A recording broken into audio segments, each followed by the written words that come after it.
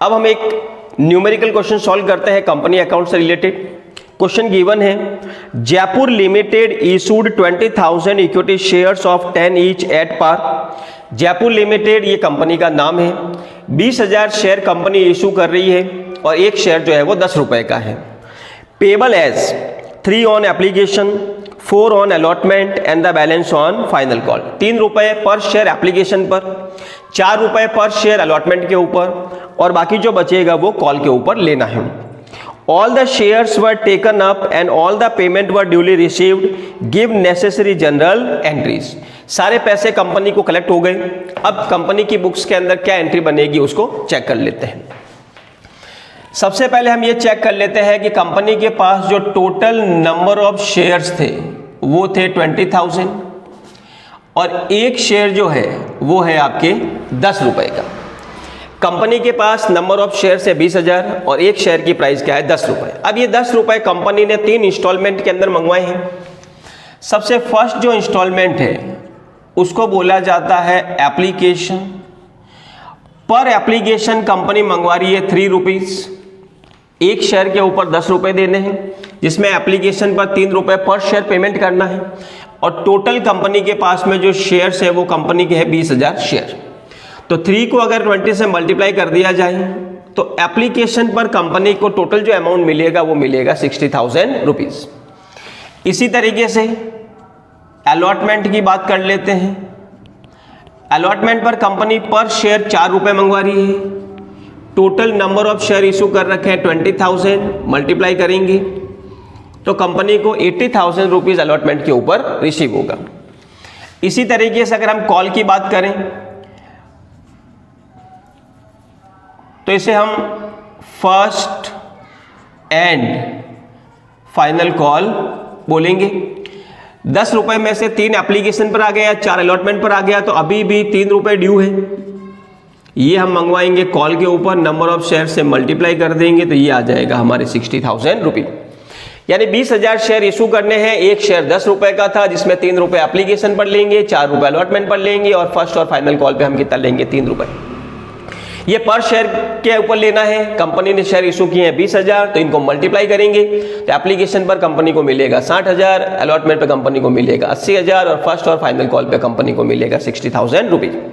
अब 3 इंस्टॉलमेंट है, इनकी हम एंट्री बनाएंगे। हर इंस्टॉलमेंट की 2 एंट्री बनती है तो टोटल यहां पर 6 एंट्री हम बनाएंगे। सबसे पहली जो एंट्री बनती है वो एप्लीकेशन का अमाउंट रिसीव करने की हम बनाएंगे।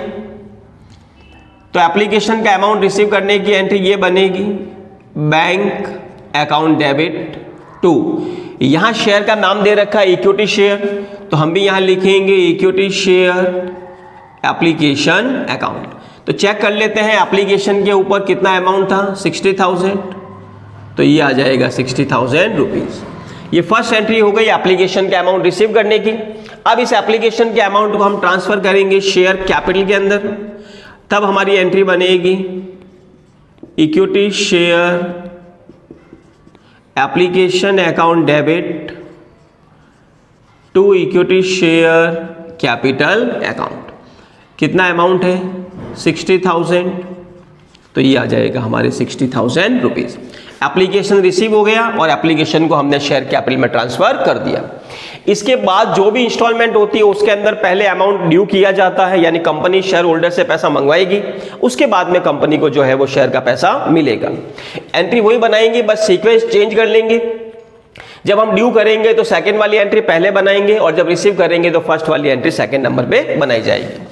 तो अब हम बनाते हैं एंट्री नंबर 3। इसके अंदर अलॉटमेंट को हम ड्यू करेंगे तो ये जो सेकंड वाली एंट्री है वो सेम बनेगी, सिर्फ हम नाम चेंज करेंगे। तो एंट्री बनेगी equity share allotment account debit to equity share capital account. Allotment पर कितना पैसा है 80,000 रुपीज तो ये अलॉटमेंट के अंदर आ जाएगा 80,000 रुपीज। ये थर्ड वाली एंट्री अलॉटमेंट ड्यू करने की थी।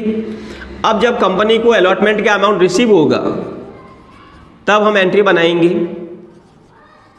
Bank account debit to equity share allotment account. कितना अमाउंट था 80,000 रुपए तो इस पे भी कितना मिलेगा अपने को 80,000 रुपए। एप्लीकेशन रिसीव हुआ, फिर हमने उसको कैपिटल में ट्रांसफर किया, फिर अलॉटमेंट ड्यू किया, अलॉटमेंट को रिसीव किया। इसी तरीके से जो फर्स्ट कॉल है, अब ये फर्स्ट कॉल ही लास्ट कॉल है, इसीलिए इसको क्या बोला जाता है, फर्स्ट एंड फाइनल कॉल। अब फर्स्ट एंड फाइनल को ड्यू करेंगे और उसको हम रिसीव करेंगे। पहले ड्यू की एंट्री बना लेते हैं, equity share first and final call account debit to equity share capital account. Amount check कर सकते हैं 60,000 रुपीज। तो ये तो हो गई हमारे ड्यू की एंट्री। अब फर्स्ट एंड फाइनल कॉल को रिसीव कर लेते हैं।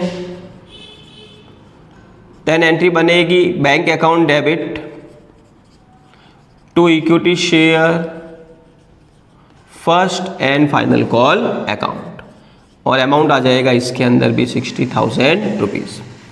तो इस तरीके से हम जनरल एंट्री बना सकते हैं कि जब कंपनी शेयर इशू करती है और उस शेयर का पैसा इंस्टॉलमेंट के अंदर लेती है तो किस तरीके से एंट्री बनाई जाती है। तो कंपनी ने यहाँ 3 इंस्टॉलमेंट के अंदर पैसा लिया था, एप्लीकेशन, अलॉटमेंट और फर्स्ट कॉल। जब एप्लीकेशन रिसीव होगा तो bank account debit to equity share application, फिर इसको ट्रांसफर करेंगे कैपिटल के अंदर, तो equity share application to equity share capital. उसके बाद की जो इंस्टॉलमेंट होती है, पहले अमाउंट ड्यू किया जाता है, उसके बाद अमाउंट रिसीव होता है। ड्यू करेंगे अलॉटमेंट, एंट्री बनेगी equity share allotment to equity share capital, फिर अलॉटमेंट रिसीव करेंगे bank account debit to equity share allotment. इसी तरीके से फर्स्ट और फाइनल कॉल ड्यू करना है और उसको रिसीव करना है।